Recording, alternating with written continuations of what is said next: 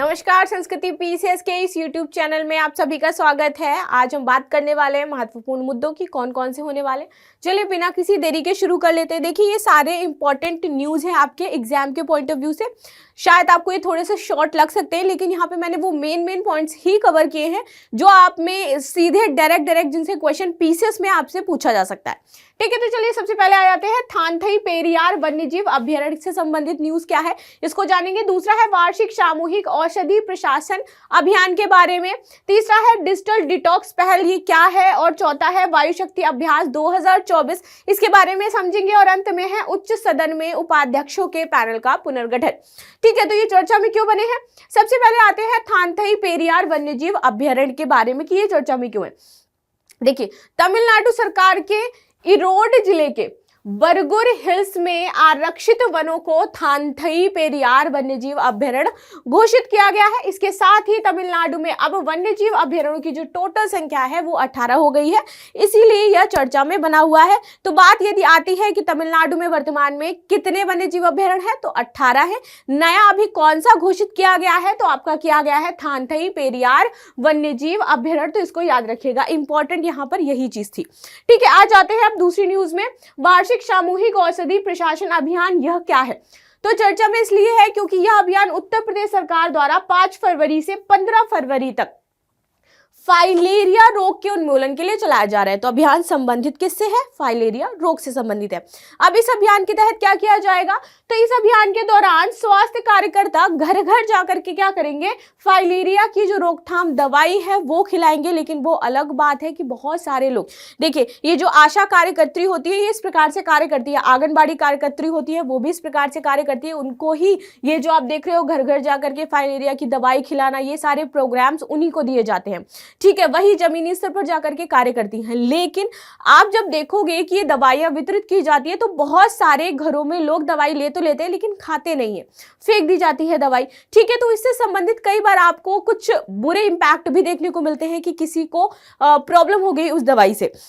तो इसीलिए ज्यादातर लोग, हम चाहे जितना भी अभियान चला ले, लेकिन ज्यादातर लोग जो दवाई है वो नहीं इनटेक करते हैं। और इसका नतीजा क्या होता है कि हम जो भी प्रोग्राम चला रहे हैं वो उस लेवल पर सक्सेसफुल नहीं होता है जैसा कि सरकार ने सोच करके उसे चलाया होता है। ठीक है, तो इसमें हम ये नहीं कह सकते कि गलती सरकार की है या सरकार इसके लिए कोई कार्य नहीं करती है। गलती हमारी है क्योंकि हम उस तरह से उसे नहीं ले रहे हैं। अब हमें कोई दवाई देने आएगा आपके घर के दरवाजे तक, लेकिन आप नहीं खाओगे, आपको भरोसा ही नहीं हो रहा है। कहीं आप सोचोगे कि ये ऐसा तो नहीं कि एक्सपायरी हो या मैं इसको खाऊंगा तो मर जाऊंगा। इस प्रकार की गांव में थोड़ी बहुत मानसिकता होती है।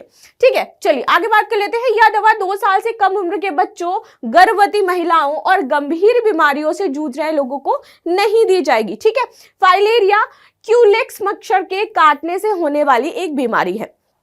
तो क्या है, ये मच्छर के काटने से होती है। मच्छर कौन सा, क्यूलेक्स मच्छर से। आगे बात करें, इसके लक्षण आमतौर पर संक्रमण के 5 से 15 साल बाद प्रकट आते हैं। जब आपको काटेगा तब नहीं दिखेंगे, उसके लगभग 5 से 15 साल बाद आपको पता चलता है कि आपको फाइलेरिया हो गया है। ठीक है, और ये फाइलेरिया जो होता है वो काफी खतरनाक और भयंकर बीमारी होती है। इसको हम फाइलेरिया को हाथी पाँव भी कहते हैं। फाइलेरिया में क्या होता है कि हमारा जो पैर है काफी मोटा सा हो जाता है, हाथी पाँव के नाम से हम इस बीमारी को जानते हैं। ठीक है, चलिए आगे बात कर लेते हैं। डिजिटल डिटॉक्स पहल, हम बहुत अपनी बॉडी डिटॉक्स करते हैं, माइंड डिटॉक्स करते हैं। माइंड डिटॉक्स करने के लिए कई बार हम मेडिटेशन करते हैं। बहुत सारे लोग होते हैं, अगर आपने थोड़ा बहुत भी विपासना के बारे में सुना हो तो कुछ लोग 10 दिन के लिए विपासना चले जाते हैं and they detox her mind, his mind और बॉडी। ठीक है, लेकिन यहाँ पर सरकार ने अब कौन सी पहल चलाई है, अपना डिजिटल डिटॉक्स पहल चलाई है। अब इसके तहत क्या किया जाएगा तो देखते हैं। कर्नाटक सरकार ने all India game developers forum के सहयोग से डिजिटल डिटॉक्स पहल की घोषणा करी है। उद्देश्य क्या है इसमें, तो प्रौद्योगिकी के अत्यधिक उपयोग के नकारात्मक प्रभावों के बारे में लोगों को जागरूक करना।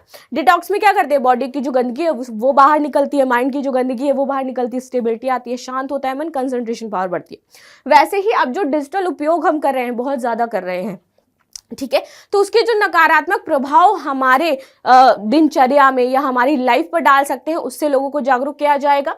अधिक जागरूक डिजिटल आदतों को प्रोत्साहित किया जाएगा इसके तहत। और ऑनलाइन अत्यधिक समय बिताने के नुकसान के बारे में सार्वजनिक जागरूकता यहाँ पर बढ़ाई जाएगी। तो ये जो प्रोग्राम चलाया जा रहा है किसके द्वारा चलाया जा रहा है, कर्नाटक सरकार के द्वारा। भूलिएगा नहीं, इंपॉर्टेंट हो जाता है कि सरकार कौन सी है। चलिए आगे आ जाते हैं अब वायु शक्ति अभ्यास 2024 के बारे में। महत्वपूर्ण क्यों हो जाता है? वायु शक्ति अभ्यास है 2024 है, तो यहाँ पे हम देखेंगे कि कौन कौन से महत्वपूर्ण बिंदु इसमें रहे हैं। भारतीय वायुसेना 17 फरवरी 2024 को राजस्थान के पोखरण में वायु शक्ति अभ्यास का आयोजन करेगी। बहुत सारे लोग होते हैं ये अभ्यास देखने जाते हैं, इसकी टिकट्स भी मिलती है, तो आम जनता भी यहाँ पर जा सकती है। अगर आपका मन है, आप राजस्थान के रहने वाले हैं या फिर वहाँ के आसपास के क्षेत्र के, तो आप भी ये अभ्यास देख सकते हो। ठीक है, इसमें वायुसेना की दिन और रात में संचालित की जाने वाली आक्रामक एवं रक्षात्मक क्षमताओं का प्रदर्शन किया जाता है। इस अभ्यास में भारतीय सेना के साथ संयुक्त अभियानों का संचालन भी किया जाएगा। ठीक है, आगे बात कर लेते हैं। उच्च सदन में उपाध्यक्ष के पैनल का पुनर्गठन किया जा रहा है। क्यों किया जा रहा है, क्या चीजें हैं, देखते हैं। उपराष्ट्रपति एवं राज्यसभा के सभापति जगदीप धनखड़ ने राज्यसभा में 8 सदस्यों वाले उपाध्यक्षों के पैनल का पुनर्गठन किया है। ठीक है, सभापति और उपसभापति के उपस्थित नहीं होने पर राज्यसभा की जो कार्यवाही का संचालन है वो उपसभापति पैनल के सदस्यों द्वारा किया जा सकता है। ठीक है, यदि सभापति नहीं है, उपसभापति नहीं है, तो 8 सदस्य है ना टोटल, तो उसमें से कोई भी सदस्य वो जो आपके पैनल में उपस्थित हैं वह इसका संचालन कर सकते हैं। तो यहीं पर यह पुनर्गठन और बदलाव किए गए हैं। ठीक है, आगे बात कर लेते हैं पैनल में कौन कौन से सदस्य थे। तो मनोज कुमार झा थे, संबंधित इनकी राजनीतिक दल था राष्ट्रीय जनता दल। दूसरे थे प्रभाकर रेड्डी वेमिरेड्डी, ये हैं YSRCP के। दूसरे हैं कनक मेदाला रविंद्र कुमार जो कि तेलुगु देशम पार्टी से हैं। सीमा द्विवेदी भाजपा से हैं। DP वत्स ये भी भाजपा से हैं। रामिला बेन बेचर भाई बारा ये भी भाजपा से है। मौसम नूर ये है तृणमूल कांग्रेस से, और अमी याज्ञनिक ये भी हैं कांग्रेस से। तो टोटल ये इनके राजनीतिक दल हैं और ये लोग हैं जो पैनल के सदस्य हैं। ठीक है, चलिए अंत में जैसे कि आप सभी के लिए प्रश्न रहता है, प्रश्न क्या है कि थनथई, क्या ये थानथई पेरियर वन्यजीव अभयारण्य किस राज्य से संबंधित है? आंध्र प्रदेश, केरल, तमिलनाडु या कर्नाटक से? आप सभी कमेंट बॉक्स में मुझे क्वेश्चन के आंसर अवश्य बताइएगा। मिलते हूँ नेक्स्ट क्लास में, तब तक के लिए धन्यवाद। लाइक शेयर सब्सक्राइब करना बिल्कुल भी ना भूलें।